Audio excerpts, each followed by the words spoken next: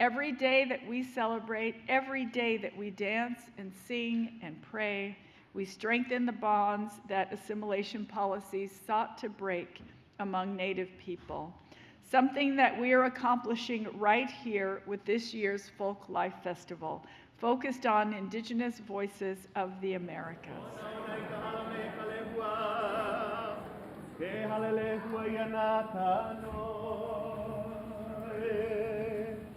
O ka uno iai ano I nei, e lia nei ho I ka hiki mai.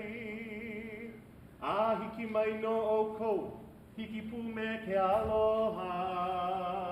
Aloha e, aloha e, aloha e.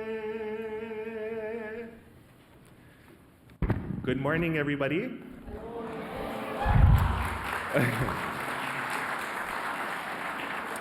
My name is Helena Kapuni Reynolds. I am the Associate Curator of Native Hawaiian History and Culture here at the National Museum of the American Indian. I'm so happy to greet you this morning and to offer the opening blessing. The Oli Aloha, or the chant of greeting that I just performed for you, is composed by Hawaiian scholar Mary Kawena Pukui, and it's a way to greet everybody into this space. What I'll also be doing for you folks is a quick pule or prayer, asking for our ancestors to join us and our deities, asking for protection, forgiveness for any harms or mistakes, but also safety for everybody following the conclusion of this festival. And then we'll end with a chant calling for wisdom throughout the next few days. So, e pule kako. E nā kūpuna na auma kua a me nā akua, mai kahikihi a I kahikihi, mai ka ho'oku I a ka hala vai, mai oa o nā Amelika a me ka pai aina o Hawaii. Eia no mākou e ākoakoa mai nei I kia lā no ka wehena, o ke ia aha ho'ona awao ma ka aina o iwi o ka po'e pi kalake. He nui haahaa ke ia o ko e mālama I kau mau keiki, a me ko mākou o la kino, e ala kai mai a mākou ma na mea a pau o kia o la nei, a e kala mai a mākou no nā hewa, nā ino ino, a me nā hihia. E ho'opo mai ka ipu I ke anaina ma na mea a pau, a ma hope o ke hui ana, e olu olu o ko e hoi hoi a mākou, I ko mākou home me ka palekana. E ia ko mākou pule o iai o oko no māmua, o oko no māhope, o oko no māluna, a o oko no mālalo. E ho mai ka ike, e ho mai ka ikaika, e ho mai ke aka mai, e ho mai ka mau popopono, e ho mai ka ike pāpā lua, e ho mai ka mana, a mama ua noa. E ho mai ka ike mai luna mai e, o nā mea huna no e au o nā mele. E ho mai, e ho mai, e ho mai, e a, e ho mai, ka ike mai luna mai e. O nā mea huna no e au o nā mele. E ho mai, e ho mai, e ho mai, e a, e ho mai, ka ike mai luna mai e. O nā mea huna no e au o nā mele. E ho mai, e ho mai, e ho mai, e. Aloha mai kako.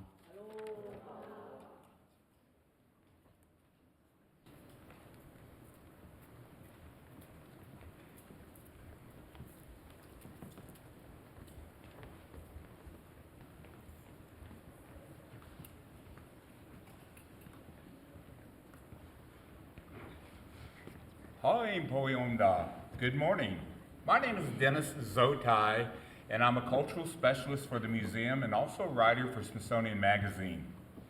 In partnership with Native people and our allies, the National Museum of the American Indian fosters a richer shared human experience through a more informed understanding of Native people.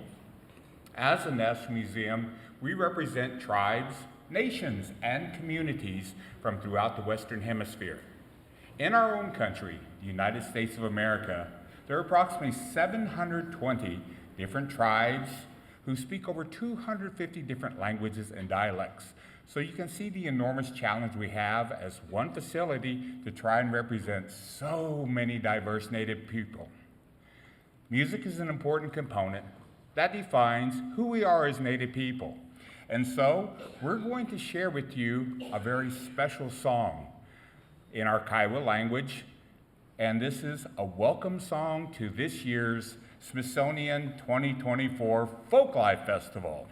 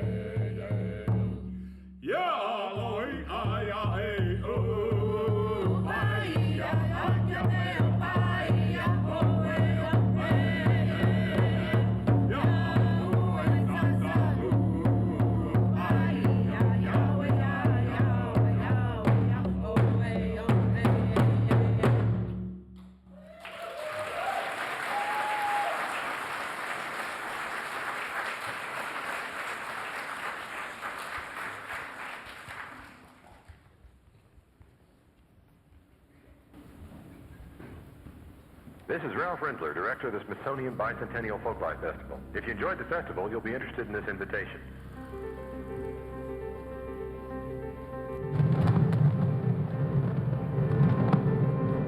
Ladies and gentlemen, an opportunity like this cannot be taken for granted. This evening, we are going to be beating our hearts out for you all, so I want to see people enjoying themselves. So get up and feel the music and do something about it, okay?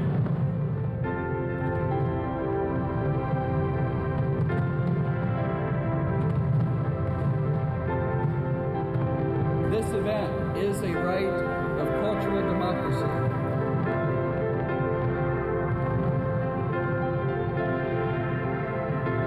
We have many, many partners, you included. I encourage you to stand alongside with us as we travel this journey year after year.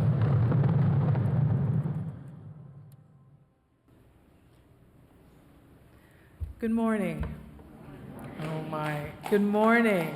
Wow, that's better. Thank you so much for joining us. My name is Sabrina Lynn Motley. I'm the director of the Smithsonian Folklife Festival. It is truly my great honor and pleasure to welcome you to what promises to be a truly special festival. We are marking the 20th anniversary of this museum. We are acknowledging the incredible work of its staff, the vision of its leadership, and of course, all of the people whose stories they hold, objects they keep, and communities they collaborate with. Before we do anything, please join me in giving a round of applause to the staff of the National Museum of the American Indian.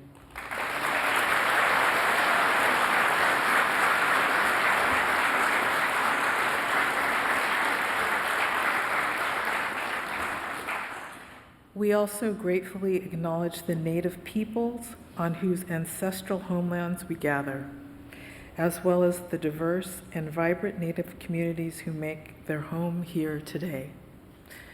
We also acknowledge the ancestors, as you've heard many times this morning. I said yesterday that we are their promise, we are their hope, and we do this work with an eye towards the future. In this work, we lay the groundwork for that future that we cannot see. And your being here means more than I could possibly say. We have a lot of music and dance and storytelling and food and friends and family today that you will run into, and it's going to be a very special festival. If you haven't already told your friends and family to join us, please do. I want to, again, thank all of the staff, particularly the staff of the Center for Folklife and Cultural Heritage, folks who you'll see on the mall in brown t-shirts, our volunteers.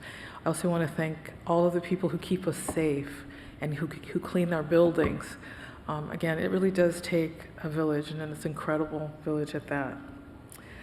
Without further ado, I would like to call on Cynthia Chavez Lamar, who's the head of the museum. One of the things that happened a few years ago, another Cynthia Vidare, who works here at the museum, suggested a program to celebrate the 20th anniversary. And because I'm either very wise or completely foolhardy, I suggested that we turn the entire festival into a celebration of this museum. At the end of the day, I think it was one of the best decisions that I have made since I've been here. We have learned together, we have grown together, we have fought together, and we have made, I think, beauty together. So Cynthia, I want to thank you again, and your staff. Please join us.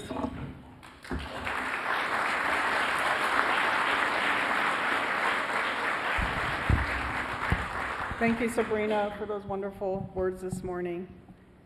Goatse, Hopa. Greetings and good morning, everyone. Welcome to the National Museum of the American Indian. Today, we begin the 2024 Smithsonian Folklife Festival.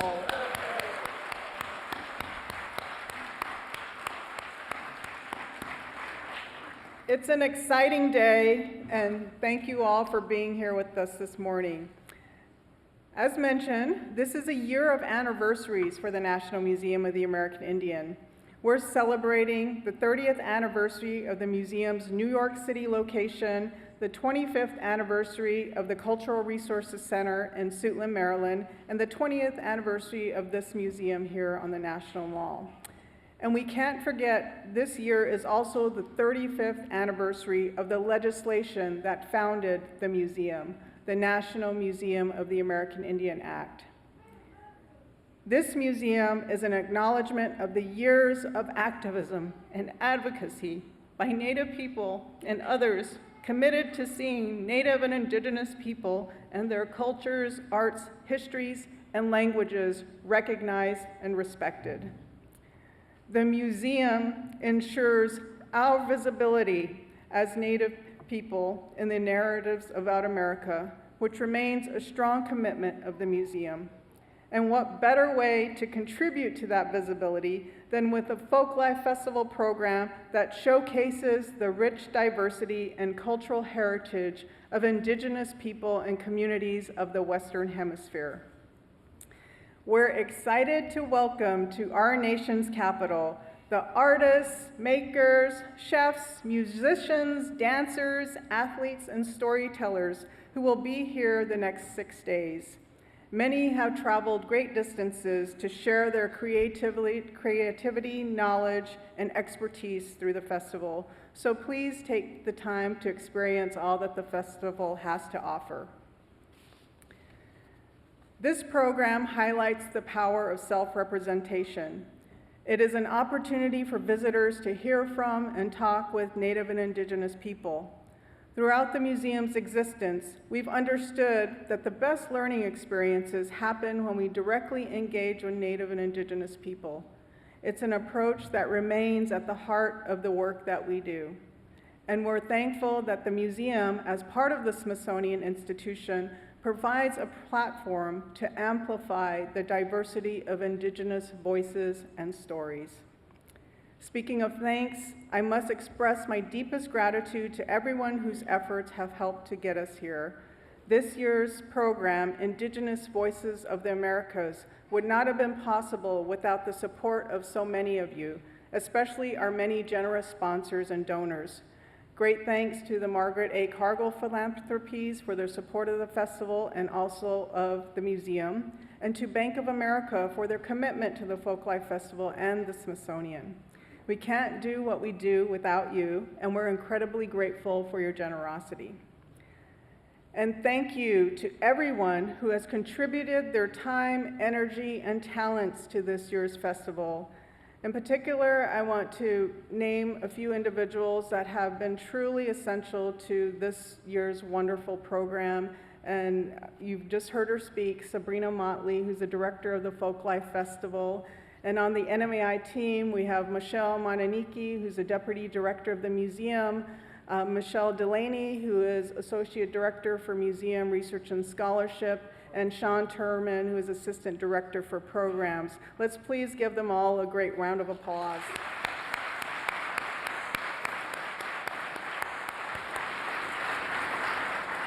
And of course, many thanks to all of the participants who are here in Washington, D.C. to share your expertise, your talents, your creativity, your knowledge with all of us this next 6 days. We certainly appreciate your time here in DC and making the trip, and just let's give them all a great round of applause as well.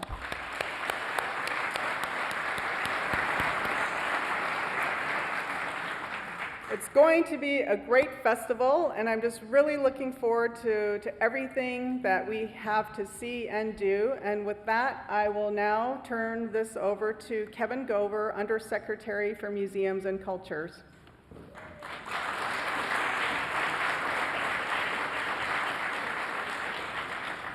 Good morning, everyone. I also had the honor of being director of this museum for 14 years. And so it's great, as always, to be back at the NMAI. For those of you who are new to the festival or new to the museum, we welcome you. And for those of you who have been here before, we welcome you back. It's my honor to introduce Lonnie G. Bunch III, the 14th Secretary of the Smithsonian. As Secretary, he oversees 21 museums, 21 libraries, the National Zoo, numerous research centers, and several education units and centers. 2 new museums, the National Museum of the American Latino and the Smithsonian American Women's History Museum, are in development. Lonnie was the founding director of the Smithsonian's National Museum of African American History and Culture. He has chronicled the creation of the museum in a book aptly titled A Fool's Errand, Building the National Museum of African American History and Culture in the Age of Bush, Obama, and Trump. Dr. Bunch is the first historian to be secretary of the institution. In 2021, he received France's highest award, the Legion of Honor. Please join me in welcoming Secretary Lonnie Bunch.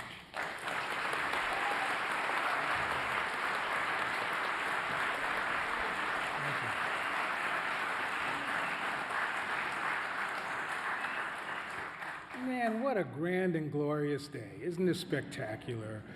First of all, Kevin, let me thank you not just for the overly kind introduction, but for the leadership that you provided at this museum and throughout the Smithsonian. And also I want to recognize Cynthia, who has done such brilliant work as director of this institution. So thank you both.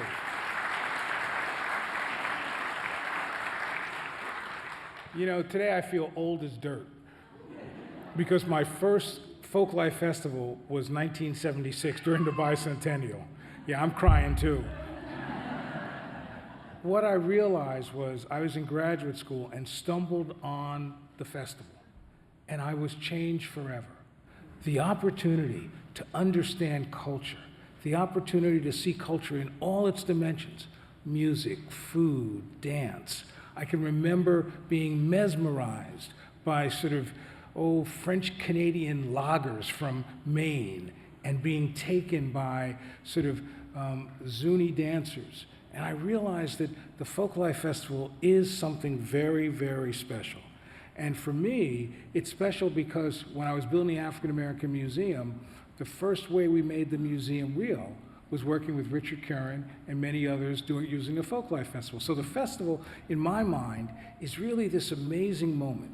It's a moment that allows people to sort of revel in things that they don't know about, but it allows them to be made better by the personal interactions that they have. And for me, it's just a wonderful opportunity for the Smithsonian to do what it does best, to share its expertise, to work collaboratively with communities, and to make sure that the stories we tell are stories that resonate well on the National Mall. And what's special for me this year is celebrating the National Museum of the American Indian. 20 years ago, I was on the board of that museum, and I can remember flying back from Chicago to watch the procession down the mall. And what really struck me was that this was saying communities that are central to understanding who we are finally being embraced on the National Mall. And to me, this museum always is a beacon of what we should know more about, a beacon of understanding, and a beacon that challenges us to grapple with our history, but to recognize how we're all shaped and be made better by that history. I was struck so much by thinking about this year's festival, the opportunity to engage with so many different cultures, so many different people, the fact that thousands and thousands of people will come to this mall in order to be made better by this experience is what is so powerful to me. You know, and I've often said that the best museums cannot be community centers, but they can be at the center of their communities. And in some ways, what this festival does is it centers Native communities. It centers them literally in the center of the Smithsonian, in the center of the mall, in essence, in the center of America. You will experience amazing stories, amazing culture, but recognize while this is Native culture, it is also all of our culture. It's the culture that shapes us all in profound ways. So we need to recognize that we're celebrating Native cultures and we're celebrating and recognizing who we are because of that experience. And I think that in some ways, ultimately, what we learn is all the histories that we'll experience over the next several days are the histories that shape us all. And I am so pleased and humbled to be the Secretary of the Smithsonian, to be able to welcome you all to this. So I would hope that we could continue to acknowledge the amazing leadership of these museums, but also of Sabrina and all the people that worked in the Folklife Festival. So I want to thank Sabrina, all the workers, and all the volunteers. So join me in thanking them for the work they're doing.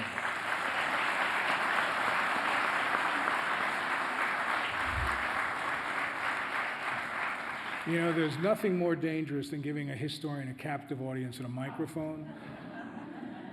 But I want to use that microphone because I'm so excited and so pleased to get the chance to introduce Secretary of the Interior, Deb Haaland.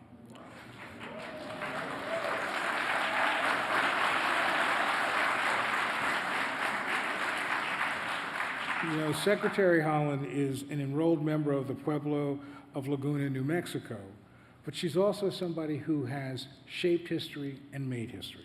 She made history as the first Native person to serve as a cabinet secretary. She is among the first Native American women to serve in Congress. And she's done an amazing job of helping to transform the Department of the Interior. So I am so pleased and so fortunate and glad to be able to say, today we get to talk to somebody who's so special and welcome me and helping me welcome Secretary Deb Haaland.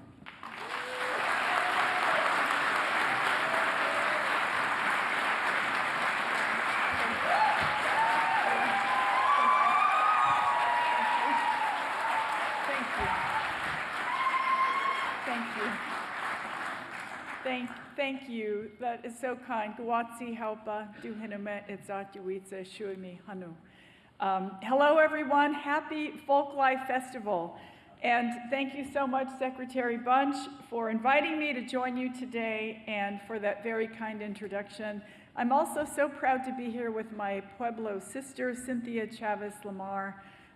It's wonderful to know that she is here from my home state of New Mexico. And this is always a wonderful place to be. So I'm happy to join our friends and partners across the Smithsonian Institute who connect the American public with cultures, traditions, and lifeways from around the world. I'm grateful for your dedication to telling these stories. And that's something that we have in common. At the Department of the Interior, we're committed to telling our country's stories as well, even when they're difficult. I'm grateful to my colleagues who come to work every day with that mission at top of mind. Many of them are within the National Park Service under the leadership of Director Chuck Sams, who I know you'll hear from shortly. As America's storyteller, our national park system helps preserve and honor important individuals and chapters in our history. That includes places like the Emmett Till and Mamie Till Mobley National Monument in Illinois and Mississippi, which President Biden designated last summer. I had the honor of joining the family of Emmett and Mamie Till Mobley and community members during a celebration of the monument last year, and now 3 locations will help tell the story of Emmett's life and of Mamie's bravery in the wake of her son's horrific murder. Bravery that helped awaken our country to injustices that we could no longer ignore. Places like this tell the stories that must be told by those who live them. And that's why President Biden signed an executive order earlier this year that challenges us to think bigger about how we tell our country's story through the eyes of the women who have shaped it. The executive order charges the National Park Service with undertaking a comprehensive review to assess what they are already doing and, importantly, what more they could be doing to recognize women's history. The service plans to investigate the stories of women and girls spanning pre-colonial contact to temporary America and their roles in countless professions. It will also take an intersectional approach to include women from all backgrounds, communities, and identities, from race and gender identity to tribal affiliation, age, and income status. Because each story matters, each story is important. Some folks have tried to keep these stories from being told. Nowhere is that more obvious than with the harmful policies that were designed to eradicate Indigenous people in this country. When I announced the Federal Indian Boarding School Initiative in 2021, I didn't realize it would become a legacy issue for our department. Our goal was noble and mighty, to unravel the intergenerational trauma that has plagued our communities since the start of this horrific era. An era that saw Indigenous children, including my grandparents, torn from their families and taken to government-sponsored schools that stripped them of their languages, their cultures, and their ways of life, the very things that you will celebrate this year. Now in our 4th year, the Federal Indian Boarding School Initiative has grown. We began with an investigative report that our Indian Affairs team, led by Assistant Secretary Brian Newland, poured their hearts into. This is the first time in the federal government has researched the details of these schools, the children who attended, the impacts their assimilation policies had on those children, their families, and the larger communities. Volume 2 of that report will be released soon.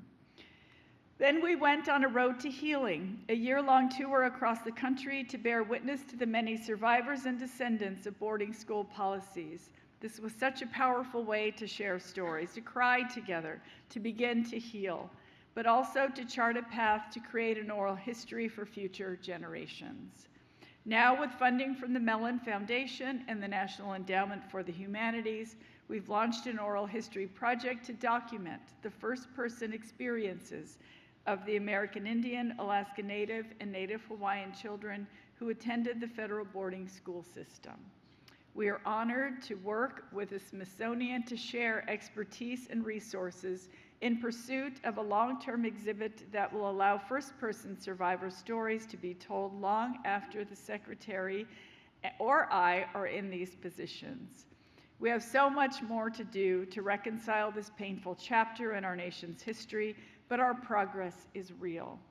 Of course, this progress hinders on not just telling our stories, but celebrating the beauty and bounty of our communities, something that we are accomplishing right here with this year's Folk Life Festival, focused on Indigenous voices of the Americas.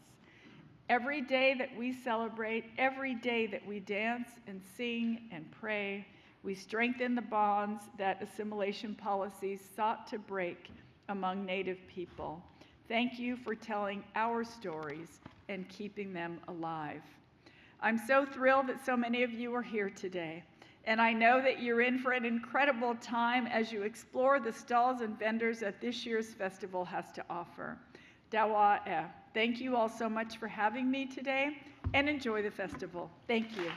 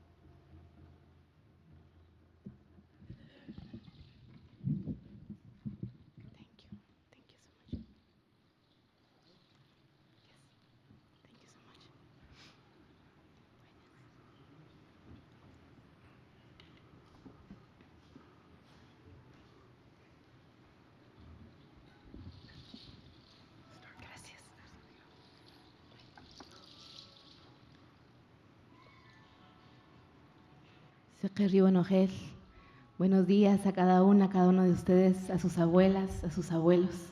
Muchas gracias por permitirnos estar aquí.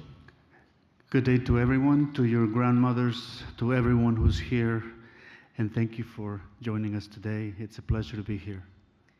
Esta es una canción para honrar a nuestras abuelas, para honrar nuestro ser como mujeres, como pueblos indígenas. This is a song to honor our grandmothers, to honor the women, to honor us as indigenous people. Es una canción de amor, es una canción de emancipación, porque nuestra voz es nacimiento de fuego, porque nuestro ser habita la memoria y porque esta es nuestra raíz. This is a song of liberation because we are the birth of fire, because we want to honor the memory of our ancestors. Chay Chay, pueblo de América.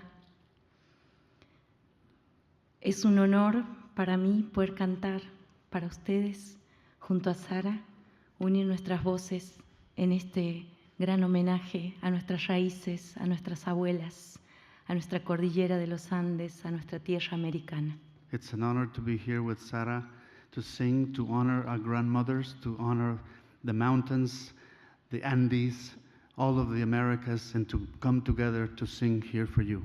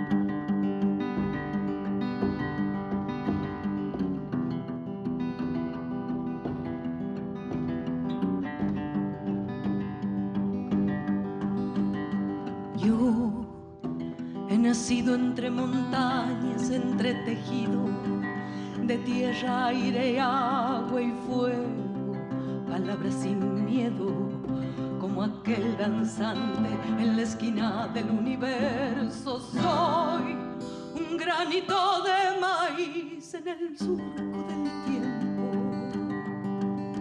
sembrada en un vientre de barro, con rocio y canto de sol.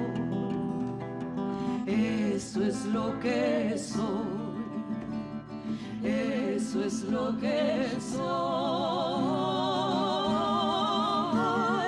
Como mis abuelas con su alma guerrera, como la tierra, yo tengo piel morena.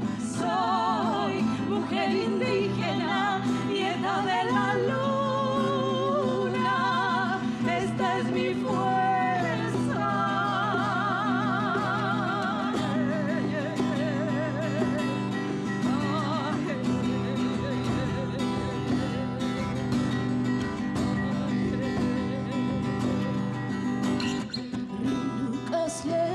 Chiel cajón que chijujun tu riris tapet keri kari khabe himaruyonis tapetenek riati serki visaki kholome kopegi nina chiel khunjuyu ribati kitiko keri chukapanukush panuchakul panutzumar panutzukal romari machuti shikhtabi machush kisilanta Bano kulnare shukari gham Banu chakul korikush del khare rirushe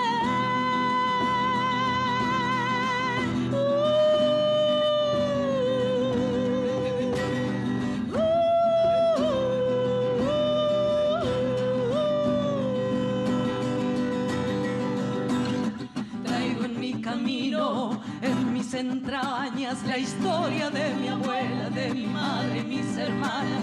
Sin miedo del sistema, resistiendo estamos. Nos reafirmamos aquí, seguiremos levantándonos con el latido fuerte, con latido valiente, con latido de fuego, con digno latido rebelde. Esto es lo que soy.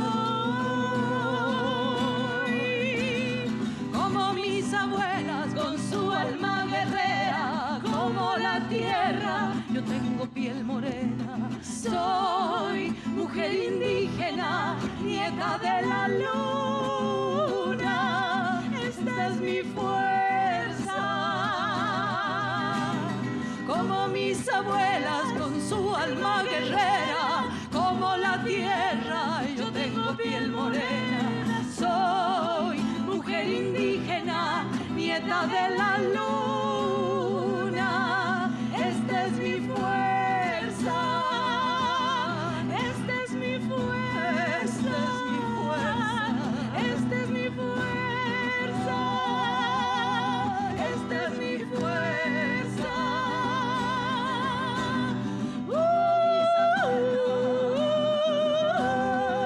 Con su alma guerrera.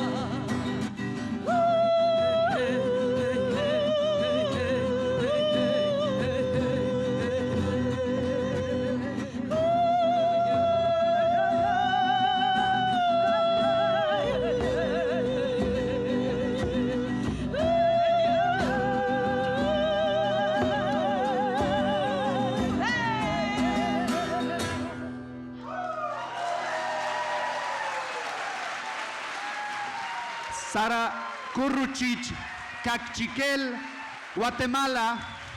Nadia Larcher, Diaguita Calchaquí, Argentina. Muchas gracias al Folk Festival. Beto, muchísimas gracias.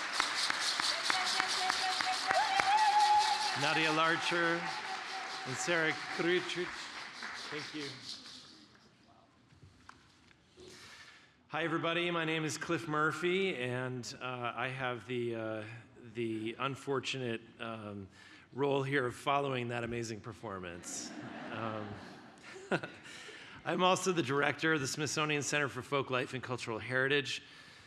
Through the festival and our other programs, we engage with communities to strengthen living traditions, cultivating curiosity, understanding, and belonging for all people. Succeeding in this mission depends on both support and collaboration with partners. And so, in addition to our gratitude to NMAI for their steadfast partnership in this work on this year's festival, we're also deeply grateful to our other Smithsonian partners who have helped bring this year's festival to fruition. The Smithsonian American Women's History Museum, the Asian Pacific American Center, and the National Museum of the American Latino. Thank you. And you can clap there for our incredible partners. Additionally, I'd like to give a heartfelt and special thank you to Mr. Jerry Bro-Khan, who is here with us today. His long-standing support of the Smithsonian alongside his late wife, Bonnie, is truly inspiring. Jerry, your generosity has reverberated across this institution, is deeply appreciated, and is a testament to our shared vision of a world where diverse cultures thrive together. Thank you.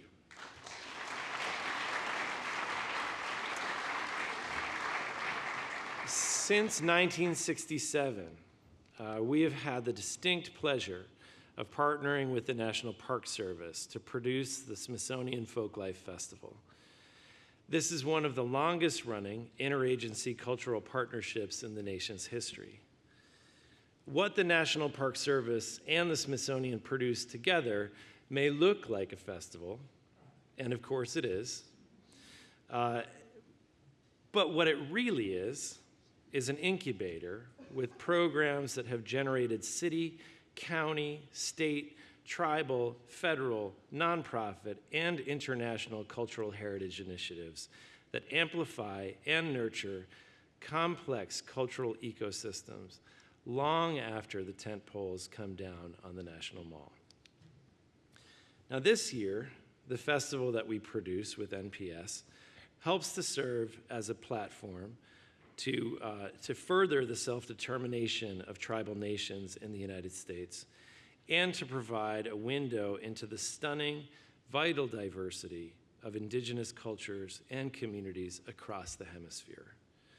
So, I would like to thank the National Park Service, particularly National Mall Superintendent Jeff Reinbold and his team, who we work with so closely, and for the support of the Director of the National Park Service, Chuck Sams. Our annual work on the festival embodies our agency's shared stewardship of the nation's natural and cultural resources. So, I would like for you to give a very warm and robust welcome to the Director of the National Park Service, Chuck Sams.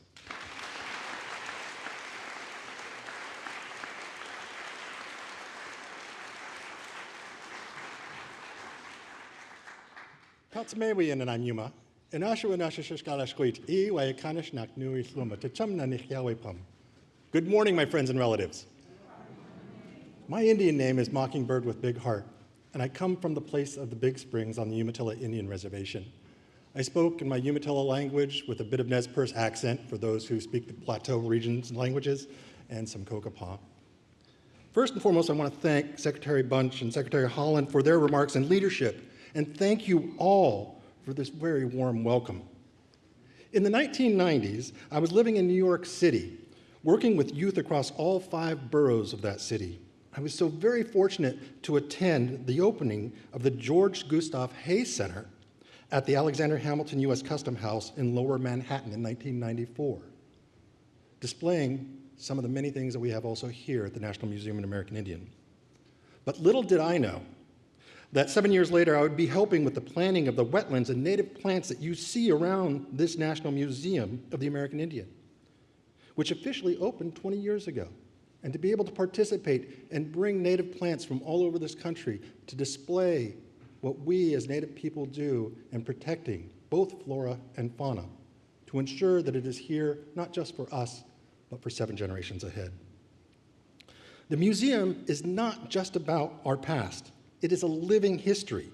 Most recently, while walking through the Nation to Nation treaties between the United States and American Indian nations with my son Chauncey, I was able to point out a picture of Matasa Bizia, Yankton Chief Smutty Bear.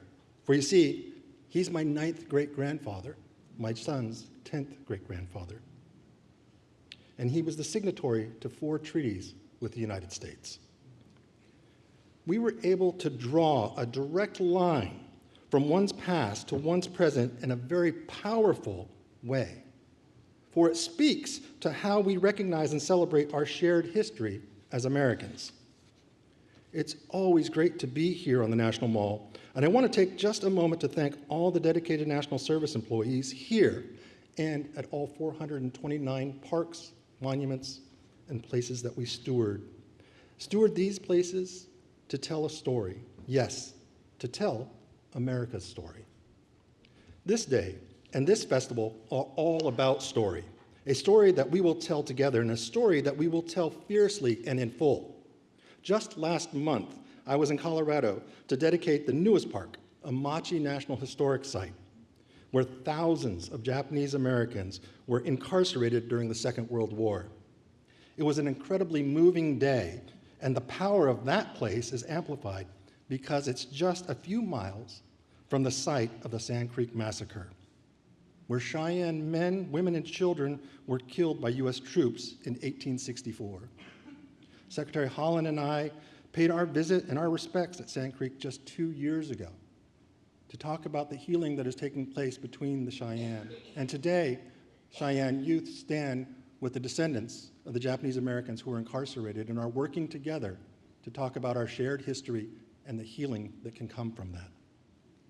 These sites, and many sites of conscience like it, remind us that a complete account of our nation's history must include our dark chapters too. And when we shine a light on those dark chapters, we encourage new perspectives and create space to heal and grow, and we continue striving to form a more perfect union. There are so many ways to lift up and honor Indigenous voices, and I look forward to hearing many of them during this festival. For Folk Life celebrates our traditions, activities, skills, and particular products from many cultures and groups of people that make up the United States of America, that make up the diversity of who we are as Americans. I'm particularly proud of the work we are doing at the National Park Service under the leadership of Secretary Holland and the Biden-Harris administration to strengthen and honor our relationships with tribes through co-stewardship and co-management. We're listening to and learning from Indigenous knowledge of those who have lived on these lands and cared for them for thousands of years. And we work to be better stewards and confront the challenges of climate change. So, as a co-sponsor of the Folk Life Festival, the National Park Service is participating in this year's festival theme, Indigenous Voices of America, by telling the stories of tribal people on the National Mall. Visitors to the mall can find a QR code on the windboards that connects to online resources about programs and stories of Indigenous people of the Americas. And I encourage you to download those and hear those stories. I want to thank you all again for celebrating the Indigenous voices and for allowing me to add a few minutes of my voice to this wonderful event, and I hope you really enjoy your week. Thank you.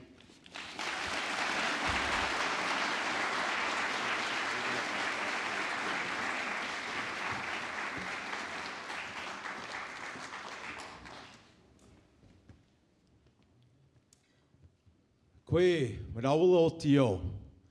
How you doing today?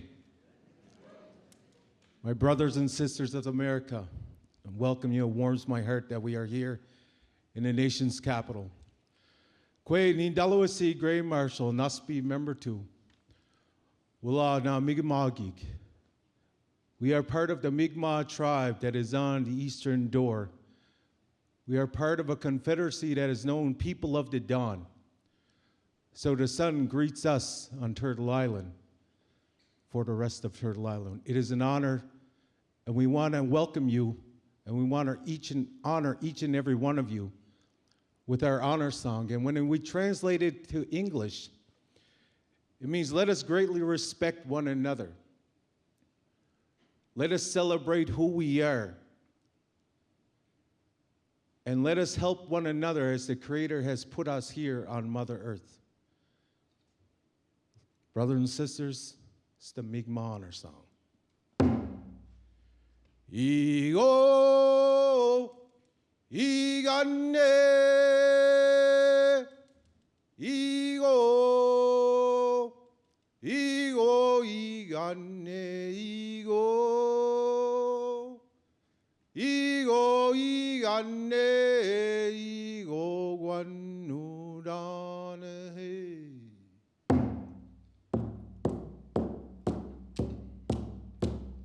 Get me dead of my net.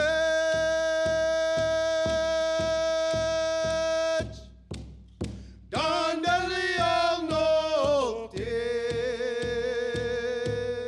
Nigga masto. Get my way down it. Get me dead of my net.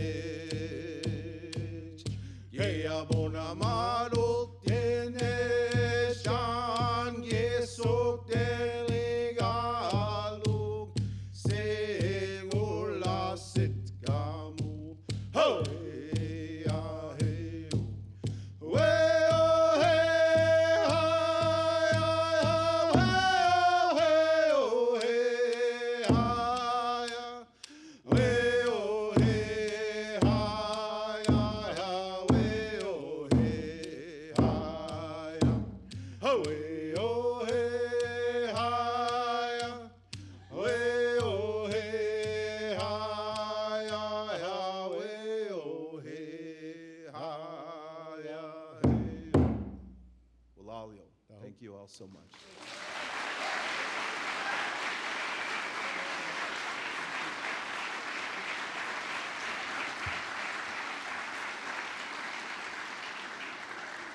Thank you. Thank you all. Thank you, Sons of Member 2.